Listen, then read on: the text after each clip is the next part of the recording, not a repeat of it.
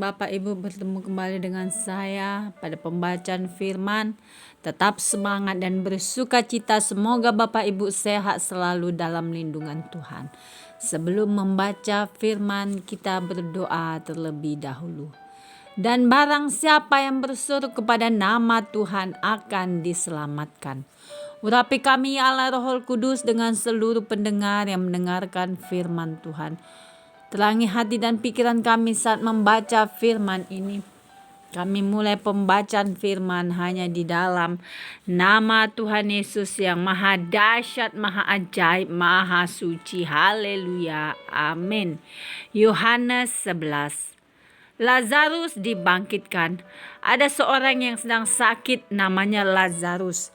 Ia tinggal di Betania, kampung Maria dan adiknya Marta. Maria ialah perempuan yang pernah meminyaki kaki Tuhan dengan minyak mur dan menyekanya dengan rambutnya. Dan Lazarus yang sakit itu adalah saudaranya. Kedua perempuan itu mengirim kabar kepada Yesus, "Tuhan, dia yang engkau kasihi sakit."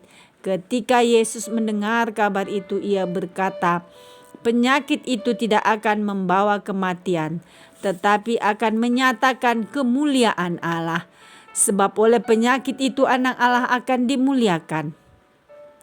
Yesus memang mengasihi Marta dan kakaknya dan Lazarus. Namun setelah didengarnya bahwa Lazarus sakit, ia sengaja tinggal 2 hari lagi di tempat di mana ia berada. Tetapi sesudah itu ia berkata kepada murid-muridnya, "Mari kita kembali lagi ke Yudea." Murid-murid itu berkata kepadanya, "Rabi, baru-baru ini orang-orang Yahudi mencoba melempari engkau. Masih maukah engkau kembali ke sana?" Jawab Yesus, "Bukankah ada 12 jam dalam satu hari? Siapa yang berjalan pada siang hari kakinya tidak terantuk, karena ia melihat terang dunia ini. Tetapi jikalau seorang berjalan pada malam hari, kakinya terantuk, karena terang tidak ada di dalam dirinya." Demikianlah perkataannya, dan sesudah itu ia berkata kepada mereka, "Lazarus saudara kita telah tertidur, tetapi aku pergi ke sana untuk membangunkan dia dari tidurnya." Maka kata murid-murid itu kepadanya, "Tuhan, jikalau ia tertidur, ia akan sembuh." Tetapi maksud Yesus ialah tertidur dalam arti mati. Sedangkan sangka mereka Yesus berkata tentang tertidur dalam arti biasa. Karena itu Yesus berkata dengan terus terang, "Lazarus sudah mati.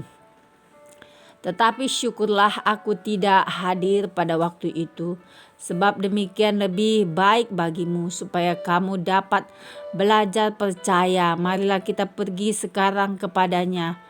Lalu Thomas yang disebut Didimus berkata kepada teman-temannya, yaitu murid-murid yang lain, "Marilah kita pergi juga untuk mati bersama-sama dengan dia." Maka ketika Yesus tiba didapatinya Lazarus telah 4 hari berbaring di dalam kubur. Betania terletak dekat Yerusalem, kira-kira 2 mil jauhnya. Di situ banyak orang Yahudi telah datang kepada Marta dan Maria untuk menghibur mereka berhubung dengan kematian saudaranya. Ketika Marta mendengar bahwa Yesus datang, ia pergi mendapatkannya, tetapi Maria tinggal di rumah. Maka kata Marta kepada Yesus, "Tuhan, sekiranya engkau ada di sini, saudaraku pasti tidak mati. Tetapi sekarang pun aku tahu bahwa Allah akan memberikan kepadamu segala sesuatu yang engkau minta kepadanya." Kata Yesus kepada Marta, "Saudaramu akan bangkit." Kata Maria kepadanya, "Aku tahu bahwa ia akan bangkit pada waktu orang-orang bangkit pada akhir zaman."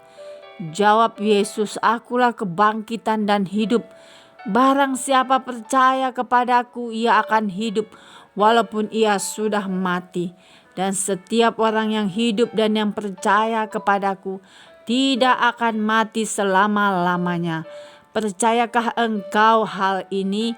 Jawab Marta, "Ya Tuhan, aku percaya bahwa Engkaulah Mesias, Anak Allah, Dia yang akan datang ke dalam dunia." Dan sesudah berkata demikian, ia pergi memanggil saudaranya Maria dan berbisik kepadanya, "Guru ada di sana dan ia memanggil engkau." Mendengar itu Maria segera bangkit lalu pergi mendapatkan Yesus. Tetapi waktu itu Yesus belum sampai ke dalam kampung itu. Ia masih berada di tempat Marta menjumpai dia.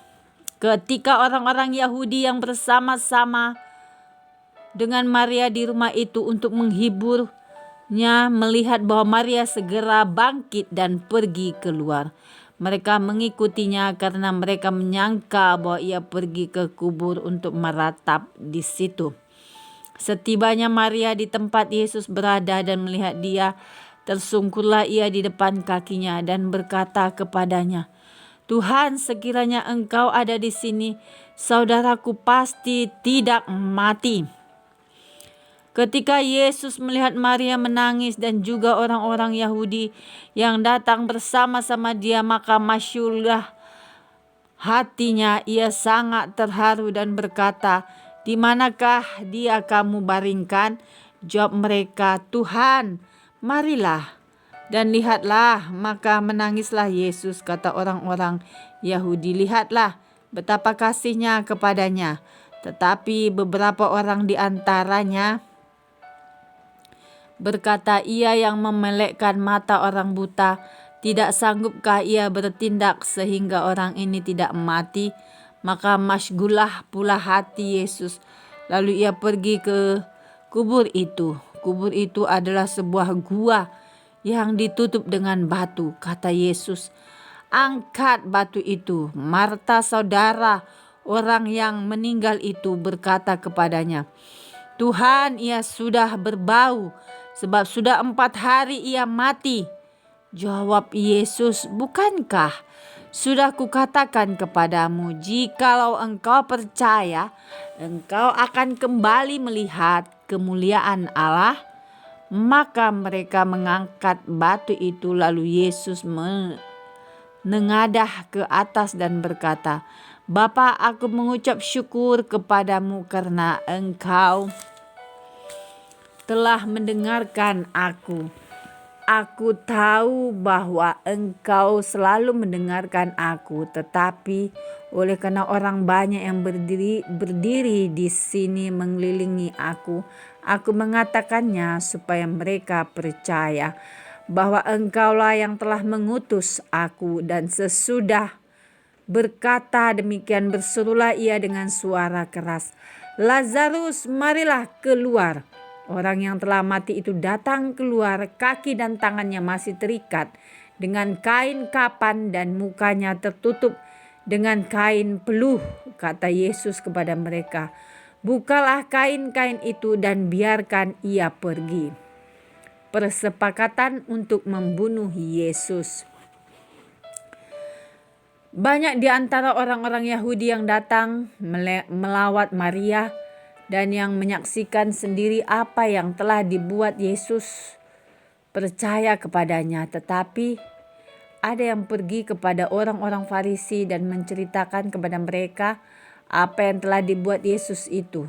Lalu imam-imam kepala dan orang-orang Farisi memanggil mahkamah agama untuk berkumpul, dan mereka berkata, "Apakah yang harus kita buat? Sebab orang itu membuat banyak mukjizat. Apabila kita biarkan dia, maka semua orang akan percaya kepadanya, dan orang-orang Roma akan datang dan akan merampas tempat suci kita serta bangsa kita."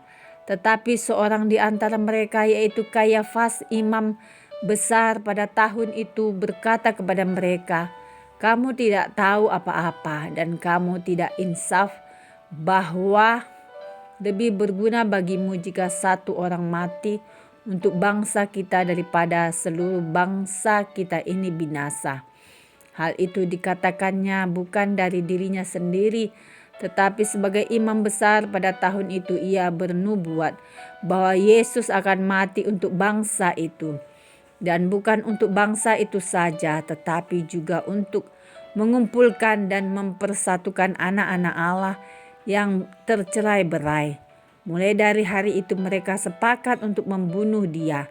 Karena itu Yesus tidak tampil lagi di muka umum di antara orang-orang Yahudi. Ia berangkat dari situ ke daerah dekat padang gurun, ke sebuah kota yang bernama Efraim, dan di situ ia tinggal bersama-sama murid-muridnya. Pada waktu itu hari raya Paskah, orang Yahudi sudah dekat dan banyak orang dari negeri itu berangkat ke Yerusalem untuk menyucikan diri sebelum Paskah itu. Mereka mencari Yesus dan sambil berdiri di dalam bait Allah, mereka berkata seorang kepada yang lain, "Bagaimana pendapatmu? Akan datang jugakah ia ke pesta?" Sementara itu imam-imam kepala dan orang-orang Farisi telah memberikan perintah supaya setiap orang yang tahu di mana dia berada memberitahukannya agar mereka dapat menangkap dia. Amin. Terima kasih ya Bapak yang maha ajaib, maha mulia. Kami sudah memperdengarkan dan mendengarkan firman hari ini. Berkati para pendengar channel YouTube ini, berikan kesehatan, rezeki, kekuatan iman yang baru dalam menjalani kehidupan hari ini. Kuasa darah Yesus membungkus kami untuk terus maju membaca, merenungkan, serta melakukan firman-Mu. Terima kasih Tuhan. Yesus kekasih jiwa kami.